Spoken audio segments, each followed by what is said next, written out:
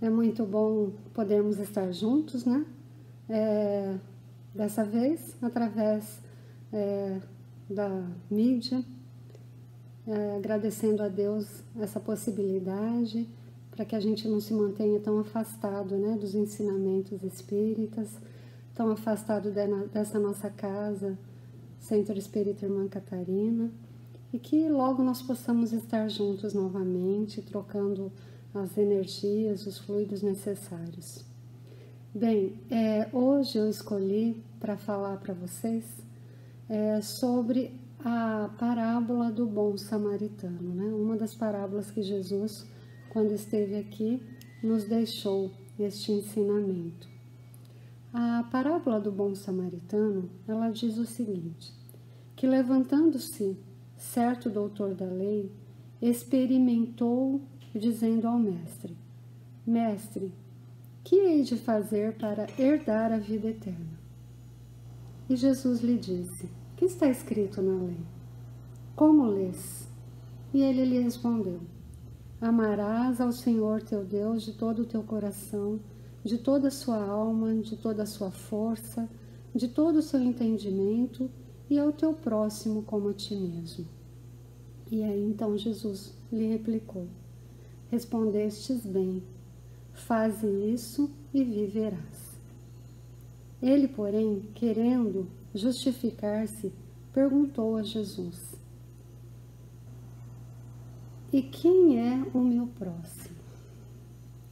Prosseguindo, Jesus lhe disse, um homem descia de Jerusalém a Jericó e caiu nas mãos dos salteadores de Jerusalém, e depois de os despirem e espancarem, se retiraram, deixando-o meio morto. Por coincidência, descia por aquele caminho um sacerdote, que o viu e passou de largo. Do mesmo modo, também um levita, chegando ao lugar e vendo-o, passou também de largo. Um samaritano, porém, que ia de viagem, aproximou-se do homem e, vendo-o, teve compaixão dele. Chegando-se, pensou-lhe as feridas, deitando nelas azeite e vinho, e pondo-o sobre o seu animal, levou-o para uma hospedaria e o tratou. No dia seguinte, antes de partir, tirou 2 denários e deu-os ao hospedeiro e disse-lhe, trata-o, e quanto gastares demais, na volta eu te pagarei.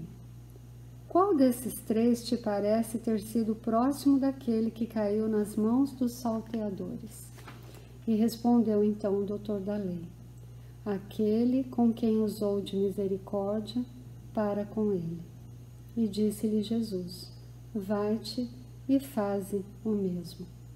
Isso está em Lucas, no capítulo 10, versículo 25 a 37. Bem, meus queridos, esta parábola de Jesus, ela é muito bonita, né? E nos responde, então, quem é o nosso próximo, né? Aquele que está ao nosso alcance para que nós possamos ajudar. Muitas vezes, nós ficamos esperando momentos grandiosos para exercermos a caridade, grandes feitos, grandes salvamentos, quando a caridade se deve exercer nos pequenos atos, nos atos corriqueiros da vida, do dia a dia, não é mesmo? E Emmanuel, sempre o nosso querido Emmanuel, através do Francisco Cândido Xavier, ele também fez um comentário no livro Religião dos Espíritos sobre essa passagem, né, sobre essa parábola de Jesus. Então ele trouxe também para a gente um comentário a respeito destas indagações que o doutor da lei fez a Jesus e nos foi dando exemplos onde nós pudéssemos imaginar quem seria então o nosso próximo. Ele foi dando exemplos de situações onde nós pudéssemos estar e quanto seria salutar, quanto seria maravilhoso, então, ser socorrido por um homem bom, um bom samaritano, não é mesmo? E depois também eu vou trazer a vocês uma pesquisa que eu fiz, onde Caio Barchutel também traz situações cotidianas de questões onde nós podemos aplicar, então, a prática da caridade, né? Tão falada pelo Espiritismo, que diz que não fora do Espiritismo não há salvação, de maneira alguma. É fora da caridade não há salvação.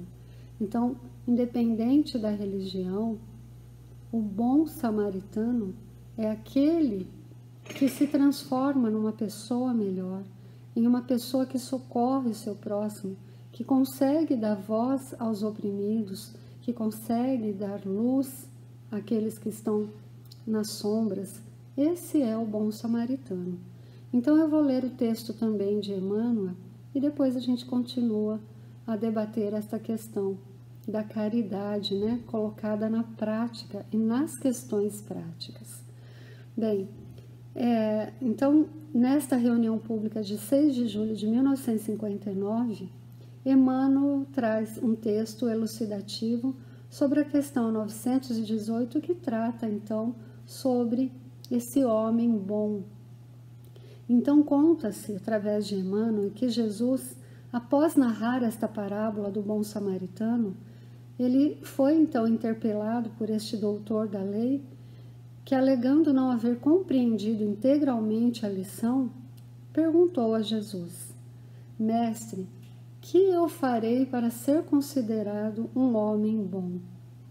E com aquela paciência que era peculiar a Jesus, com aquela bondade, aquela amorosidade que ele tinha para com seus semelhantes, ele respondeu: Imagina-te vitimado por uma mudez que te iniba manifestações do verbo escorreito, e pensa quão grato você se mostraria ao companheiro que falasse por ti a palavra encarcerada na sua boca. Imagina ainda, de olhos mortos pela enfermidade irremediável, e lembra a alegria da caminhada, diante de mãos que te estendessem ao passo incerto, garantindo-te a segurança. Imagina-te ainda, caído e desfalecente, na via pública, e preliba o teu consolo nos braços de alguém que te oferecesse amparo sem qualquer desrespeito para com os teus sofrimentos. Imagina ainda, tocado por moléstia contagiosa, e reflete no contentamento que você sentiria, que te iluminaria o coração perante a visita de um amigo que te fosse levar alguns minutos de solidariedade. Imagina-te ainda no cárcere, padecendo a incompreensão do mundo, e recorda como te edificaria o gesto do coração do irmão que te buscasse testemunhar entendimento. Imagina também, sem pão no seu lar, arrostando amargura e escassez, e raciocina sobre a felicidade que te apareceria de súbito no amparo daqueles que te levassem leve migalha de auxílio, sem perguntar por teu modo de crer e sem te exigir exames de consciência. Imagina-te ainda em erro, sob o sarcasmo de muitos, e mentaliza o bálsamo com que te acalmarias diante da indulgência dos que te desculpam a falta, alentando-te o recomeço. E por final, meu irmão, imagina-te fatigado e intemperante, e observa quão reconhecido você ficaria para com todos que te oferecessem a oração do silêncio e a frase de simpatia. Em seguida, ao intervalo espontâneo, indagou-lhe o divino amigo: em teu parecer, quais teriam sido os homens bons nestas circunstâncias que eu te enumerei? E aí respondeu o doutor da lei: todos aqueles, mestres, que usassem de compreensão e misericórdia para comigo. Então, repetiu Jesus com bondade, segue adiante e faze-te também o mesmo. Como sempre precisa o nosso Emmanuel, né? Embora usando palavras difíceis, né? Não palavras usuais para o nosso vocábulo cotidiano, mas sempre muito preciso em dizer. Então, quando a gente diz, meu Deus, como devo praticar a caridade? Nos pequenos atos. Principalmente agora que quantos e quantos não estão necessitados, um vizinho de porta de condomínio que precisa, em decorrência da sua idade, de um vizinho, um bom samaritano que se coloque à disposição de ir buscar um pão, um leite. E você nem precisa se colocar numa situação diferente da sua cotidiana. Já que você vai ao mercado, por que não oferecer ao seu vizinho, ligar, interfonar e dizer, olha, estou indo ao mercado, você precisa de alguma coisa? Né? Principalmente aqueles mais idosos, aqueles que fazem parte de grupo de risco ou que têm alguma dificuldade de locomoção. Isso é caridade. E a caridade a gente começa com pequenos atos, porque talvez pensamos ser pequeno. Por falar em bom samaritano, quem já teve a oportunidade de conhecer alguma pessoa de bem, aquela pessoa que te acolhe, que te ajuda, que estende a mão na medida necessária, que respeita o seu jeito de ser, né? Todas essas características aqui que Emmanuel descreveu, eu tive a felicidade de conhecer não só uma, como vários, né? Porque também conheci alguns samaritanos. Um exemplo do qual eu posso citar, de um bom samaritano, e que eu posso dar o nome, não é? E é o nosso querido Richard Simonetti, que se debruçou sobre tantos livros, estudou, todo o conhecimento que tinha era um mérito seu mesmo, né? Era a vontade de estudar o Evangelho, de estudar a doutrina espírita e, como um bom samaritano, de dividir todo esse conhecimento com aqueles que queriam aprender. Então foi uma felicidade estudar ao lado dele, tê-lo como mestre e poder então sugar, né, todo aquele conhecimento. Também tive a felicidade de conhecer a Dona Nair Fernandes Bataiola, também uma conhecedora da doutrina espírita, uma boa samaritana que já não está mais aqui conosco, mas que também acolhia, ensinava, pegava a gente no colo naqueles momentos em que você precisa de conforto moral. Então é aquela pessoa que vem e te diz, olha, senta aqui, lê esse livro, estuda a doutrina espírita, tenha paciência, tenha fé, que tudo passa, tudo tem uma razão de ser. Então esse tipo de acolhimento, esse tipo de carinho, isso é a caridade posta em prática. Você oferecer os seus ouvidos, os seus ombros, você mostrar a direção àquele que tem vontade de seguir adiante, não é? Porque nós também não podemos carregar as pessoas a vida toda, não é? A gente mostra o caminho, a gente mostra, olha, eu li isso, eu faço o Evangelho no lar, eu escuto palestras, eu leio o Evangelho quando não estou bem. Então a gente indica o caminho. Isso é a caridade. Agora nós não podemos carregar o outro nas costas, né? A gente mostra o caminho, ajuda enquanto ele está ali enfraquecido, tristonho, mas o segundo passo tem que ser com a pessoa, não é mesmo? Eu digo que eu sou muito feliz e devo ter méritos, porque ninguém é privilegiado, não é? De ter conhecido tantos e tantos bons samaritanos que me ajudaram a seguir e que me ajudam até hoje. eu convivo com duas muito interessante. Elas conseguem ler a minha alma. Então, mesmo à distância, se eu não estou bem, uma sempre me liga e diz: olha, tá tudo bem com você? Como você está? Você não está mais me ligando, mandando palestras? Então ela sente, porque isso também tem muito a ver com amor, né? Caridade é amor em exercício, não é? O amor é a caridade em exercício. Então, quando a pessoa ama você, você pode estar distante, mas ela sente que você está precisando dela, de uma palavra, de uma ligação, de uma visita. Mesmo nesses momentos nós não podendo nos visitar, nós não devemos deixar descuidar das pessoas das quais nós amamos. Então eu tenho essas samaritanas sempre ao meu lado. Eu digo que é uma felicidade você poder caminhar pela vida tendo amigos que te amam tanto, que se preocupam com você, e a preocupação é recíproca, né?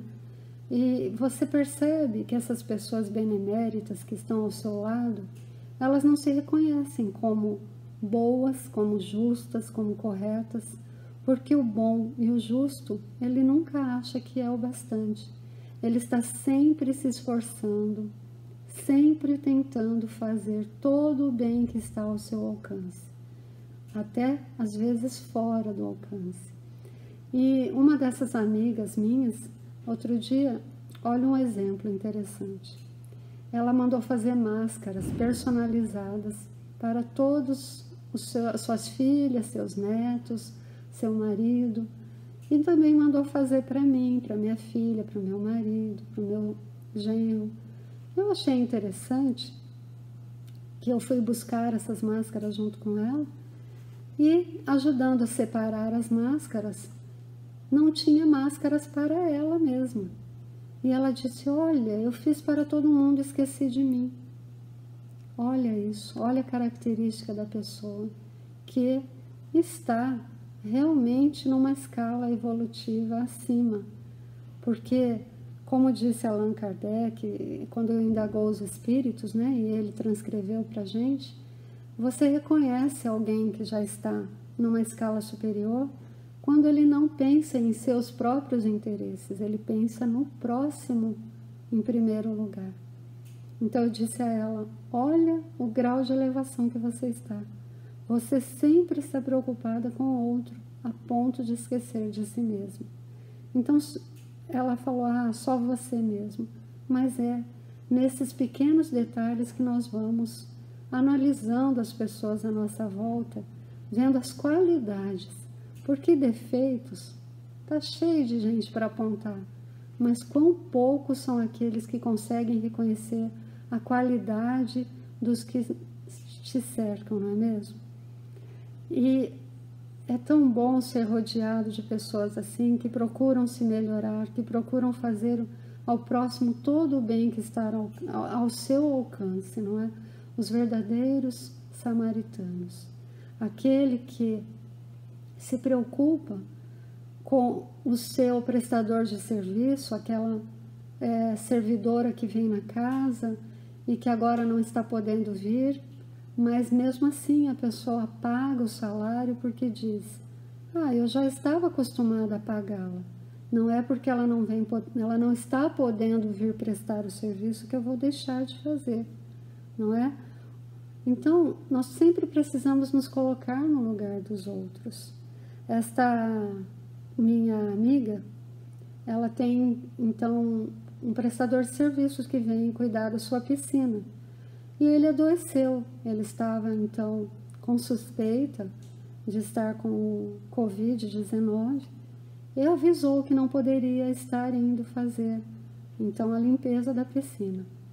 E ela disse a ele: mas olha, me dê o número da sua conta, porque no dia combinado eu vou depositar o seu salário. E ele disse: não, mas eu não vou poder prestar o serviço. E ela disse: não me importa, mas as suas necessidades continuam.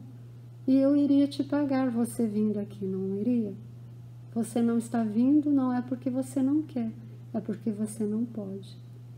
Então são esses pequenos atos que demonstram o caráter de cada pessoa que caminha aqui na Terra, de cada espírito que está em evolução. Então, porque o outro não vem, eu não pago. Aproveito essa oportunidade e faço coisa melhor com o meu dinheiro. E as necessidades desse trabalhador?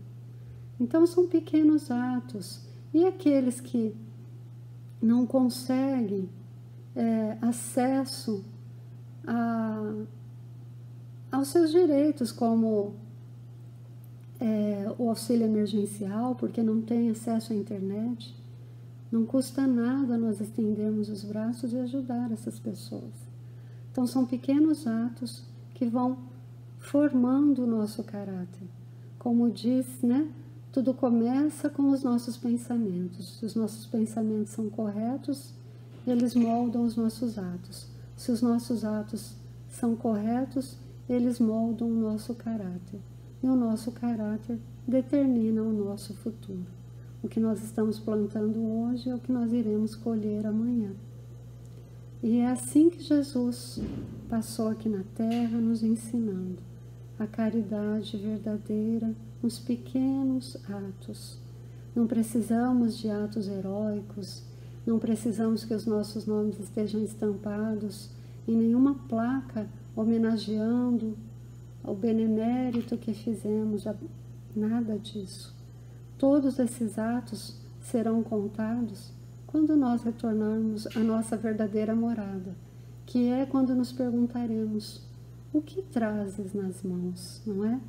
Você traz mãos postas ou as suas mãos estavam sempre expostas a ajudar o próximo? Isso que é importante, é isso que nós precisamos pensar. Então, quando a gente lê o Evangelho, tentar trazer todas essas questões, todos esses exemplos, esses ensinamentos de Jesus, a gente trazer para a questão do dia a dia. Porque é muito fácil a gente se dispor a ser voluntário na casa espírita, né? Ah, tá todo mundo vendo, eu fui lá, eu trabalhei no bazar. Mas aí, uma pessoa da minha família adoeceu. Ah, eu não quero cuidar dessa pessoa, ela é muito chata, ela é muito difícil. Ai, não dá. E você, será que você também não é muito chato e muito difícil? Ou será que essa caridade de ajudar o seu ente querido vai ficar só entre paredes e ninguém vai ver? E lá no centro está todo mundo vendo que você é bonzinho, não é? Então a gente precisa começar a pensar nessa caridade. A que mais tem valor é aquela que fica escondida, é aquela que a gente faz só entre a gente e Deus. Essa é a verdadeira caridade. Porque no final, quem vai estar respondendo por nós no grande dia do retorno à verdadeira morada é a nossa consciência. Eu sempre conto essa história, talvez você já tenha assistido, mas talvez não. E conta-se que um homem foi chamado a responder um processo e ficou muito temeroso sobre esse processo. Então, foi procurar um amigo e perguntou a ele se ele podia ir ao fórum responder a este processo. E o amigo disse: olha, eu não posso ir com você. Esse primeiro amigo disse: o juiz lá é muito severo. Eu sinto muito, mas não posso ir contigo. Então o homem ficou mais temeroso ainda, diante daquela informação de que o juiz que cuidava daquele processo era muito rigoroso. Então o que fez? Ele se socorreu de um segundo amigo. E procurando este amigo, contou a situação, dizendo que precisava estar lá no fórum, diante do juiz.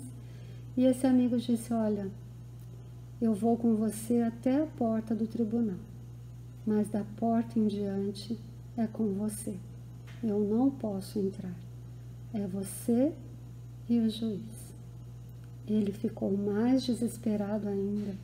Era o segundo amigo que procurava e que recusou estar com ele diante do tribunal. Que fez então este homem? procurou o terceiro e último amigo, que disse a ele: não só vou com você, como lhe defenderei. E quem será que são esses amigos? O tribunal, meus queridos, o juiz que todos nós teremos que enfrentar é a morte, né? Todos nós faremos a passagem, todos nós chegaremos na realidade espiritual e nos será perguntado o que nós fizemos. Então, o primeiro amigo que muita gente pensa que vai ajudar, que vai acompanhar, é o dinheiro, as posses, o poder, os títulos. E esse amigo diz: não posso te acompanhar. O segundo, que nós também, né, nessa história, o segundo que foi procurado, foi a família, né? Ah, vamos comigo. Não, a sua família não vai. Esse momento é único, é seu. A família vai te levar até a sepultura, não é? Ainda tem casos, né, que nós estamos vendo agora que nem isso mais se pode fazer. Mas, pensando num caso corriqueiro, não de coronavírus, né?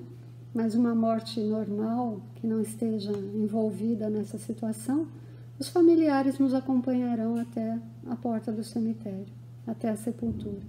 De lá é conosco mesmo. Então, quem é esse amigo que nos acompanha, que passa da porta do cemitério e que vai com a gente, mesmo além da sepultura? Quem será que é esse amigo? A nossa consciência. A nossa consciência que vai nos defender perante este juiz severo, que é o chamamento à vida espiritual, que é quando nos perguntarão o que fez da oportunidade que lhe foi dada. Quantas lágrimas você enxugou? Você foi um bom samaritano? Você fez as caridades? As mínimas. Eu não esperava de você atos heróicos e homéricos. Eu não esperava de você, além das pequenas atitudes, das pequenas lágrimas que você enxugasse, das pessoas que você consolasse pelo caminho, dos cegos que você atravessasse a rua, dos irmãos sem voz que você desse a sua voz, do seu ombro amigo e do seu colo, aqueles que estivessem aflitos, da sua companhia. É isso que se trata esta parábola do bom samaritano. Quem é o nosso próximo? O vizinho da frente, o vizinho do lado, o amigo que está solitário, triste, chorando, aquele que vem trabalhar na sua casa e está doente e não está podendo vir, mas que você honra o salário dele, pensando que pode estar faltando o pão de cada dia. Este é o nosso próximo. Não é alguém que vai nos laurear com homenagens. Não é alguém que vai nos render títulos e posses. O nosso próximo é aquele que está caído, necessitando de uma mão amiga. Muito obrigado pela paciência de vocês. Foi muito bom estar aqui. Que nós possamos pensar, que nós possamos ser luz aonde estivermos, que nós possamos florescer mesmo dentro dos nossos lares, acalentando corações em aflição. Que Deus esteja com todos vocês e que o nosso Mestre Jesus seja sempre o nosso modelo e o nosso guia. Muito obrigado e até a próxima.